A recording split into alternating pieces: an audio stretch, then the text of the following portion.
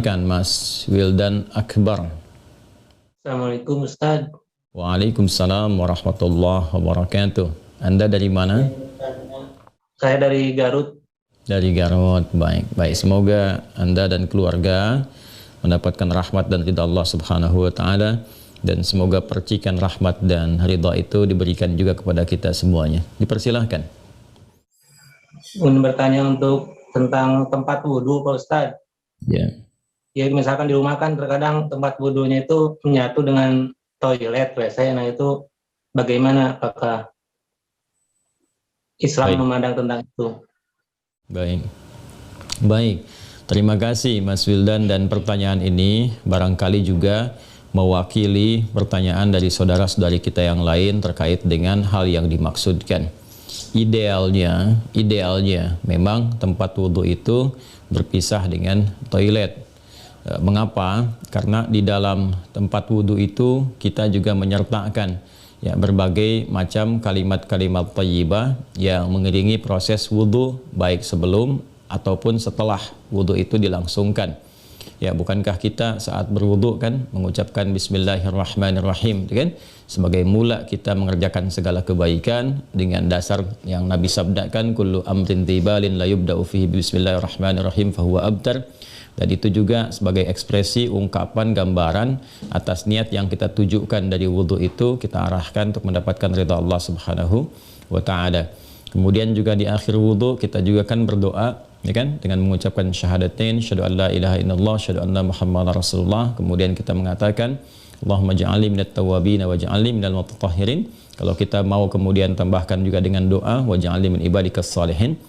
Nah, sedangkan kalimat-kalimat thayyibah yang berupa permohonan-permohonan doa dalam kebaikan ataupun menyebut asma-asma yang mulia, nah itu kan umumnya tidak diutarakan saat kita berada di dalam toilet, karena toilet punya sifat tertentu, sifatnya hanya untuk menyalurkan atau membuang hadas, baik yang sifatnya kecil ataupun juga besar, dengan cara-cara tertentu yang boleh jadi juga melahirkan najis. Sedangkan wudhu itu tidak seketika juga menyatu dengan menghilangkan najis. Bisa jadi hanya hadasnya saja, belum tentu ada najisnya, gitu kan.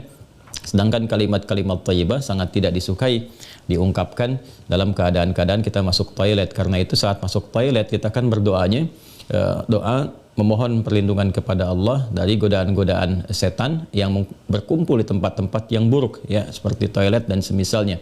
Allahumma inni a'udzubika minal khubuthi wal khaba'ith. Nah, kemudian ketika kita keluar, kita kan beristighfar tuh. Ghufranak, gitu kan? Ghufranak, mohon ampunanmu ya Allah. Nah, ada yang mendetilkan itu. Kenapa kita minta ampunan ketika keluar? Karena kita menahan diri dari pengungkapan kalimat thayyibah yang biasanya kita ucapkan di setiap tempat, gitu kan? Istighfar, sholawat dan sebagainya. Nah, ketika itu terputus saat masuk toilet, seakan-akan ada sifat tawadhu, kita memohon ampunan karena nggak mampu mengungkapkan, karena itu tempat yang tidak pantas, gitu kan? Diungkapkan itu di tempat yang tidak sesuai. Maka ketika keluar kita mengatakan ghufranak kalau ada hal-hal yang tidak tepat di dalam dan tidak mampu mengerjakan hal yang biasa kita kerjakan. Itu adab saja, takdib di dalamnya. Karena alasan inilah akan lebih bagus kalau tempat wudhu itu bisa terpisah sendiri dengan toilet, sehingga nanti kesempurnaan hal-hal yang mengiringi bisa dilakukan.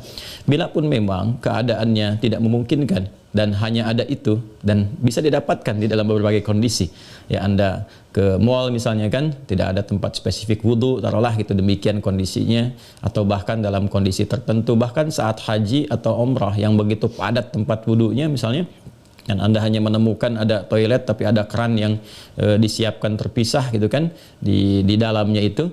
Nah, ini kondisi-kondisi demikian masih memungkinkan. Jadi kalau ada kondisinya sifatnya tidak terpisah keadaan tempat wudhunya, maka tidak ada masalah ketika Anda berwudhu dalam keadaan juga menyatu tempatnya dengan toilet, karena kaidah juga mengatakan ad-daruratu tubihul mahdharat. Kondisi-kondisi yang mendesak itu, kondisi-kondisi yang tidak biasa itu membolehkan, bahkan yang terlarang pun asalnya diperkenankan. Nah, ini kan sifatnya tidak terlarang, hanya tidak disukai gitu kan, makruh sifatnya, nggak ada nas haram di dalamnya, tapi sifatnya tidak disukai. Tidak disukainya itu karena kita tidak bisa mengungkapkan hal-hal baik yang mungkin kita bisa lakukan ya saat kita berwudu. Jadi kita berdoa harus keluar dulu setelah selesai wudu gitu kan, baru kemudian kita bisa berdoa. Ataupun bismillahirrahmanirrahim hanya kita bisa ungkapkan dalam hati, nggak bisa kita lafadzkan gitu kan. Doa-doa pun kita iringkan di dalam hati. Nah itu hal-hal yang menjadikan kita kemudian tidak maksimal. Pun demikian juga ada satu kondisi lain, itu kan tempat berkumpulnya setan di tempat-tempat yang kurang bagus itu, sehingga godaan-godaan saat berwudu dan sebagainya, nah itu kadang-kadang lebih banyak. Nah ini tentunya juga di satu sisi tidak berlaku juga ya kondisi ini saat misalnya kalau mandi besar, kadang-kadang kan juga tempatnya menyatu juga dengan toilet, kan mandi besar juga berlangsung wudu di dalamnya, kan?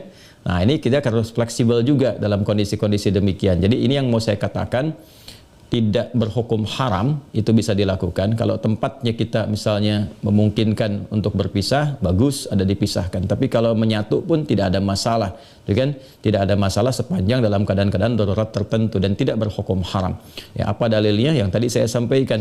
Ya tidak ada nas spesifik mengharamkannya, dan kadang-kadang kita mandi besar juga ya, al-ghuslu dari janabah dan semacamnya juga berlangsung, dan dalam mandi besar juga ada wudu. Namun barangkali kesempurnaan itu tidak bisa kita iringkan dengan kalimat-kalimat thayyibah yang diungkapkan, hanya dalam hati kita lakukan. Jadi kalau tidak ada tempat lain dan menjadikan Anda berwudu misalnya menyatu dengan toilet, di dalamnya ada toilet, maka kalimat-kalimat thayyibah itu cukup dalam hati, tidak perlu diungkapkan di lisan, kan? Dan sempurnakan wudu Anda, lalu ketika keluar Anda berdoa sebagai penutup bagian dari wudunya. Demikian kiranya bisa disampaikan. Wallahu ta'ala a'lam bissawab. Dan sebelum saya menutup, ada sesuatu yang sangat menarik ketika Ibnu Abbas radhiyallahu taala anhuma menyampaikan kisah Nabi sallallahu alaihi wasallam ya saat beliau berada di kediamannya Sayyidah Maimunah radhiyallahu taala anha, dan malamnya kemudian bangun ya, bangkit dari tidurnya, duduk dulu menghilangkan bekas ngantuk. Nah ini ditemukan di Sunan Abu Daud nomor hadis 1367. Thumma dhahaba ila syanin mu'allaqah, kemudian beliau pergi ke tempat tertutup. Nah syanin mu'allaqah ini enggak disebutkan tempat tertutupnya, apakah dia sifatnya mirhad, kan? Apakah tempatnya toilet yang menyatu, kamar mandi, ataukah dia tempat wudhu, kan? Midha, misalnya, apakah dia tempat wudhu? Nah ini yang tidak disebutkan, keadaannya tempat tertutup saja. Ini memberikan kesan bahwa bisa jadi kalau itu yang dimaksudkan adalah tempat yang tertutup, itu toilet dan semacamnya, jelas ya dilakukan dalam bentuk tertutup sehingga tidak tampak aurat dan sebagainya, itu fikih yang lain. Tapi kaitan dengan wudhu juga itu cukup menarik juga.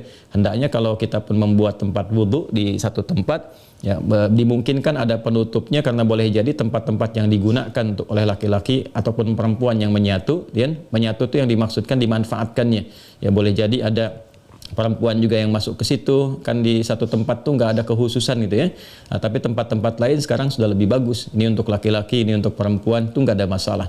Tapi kalau tempat yang digunakan untuk menyatu, dia hendaknya ada penutup sehingga nggak semua orang bisa mengakses ke dalamnya dengan batas-batas tertentu.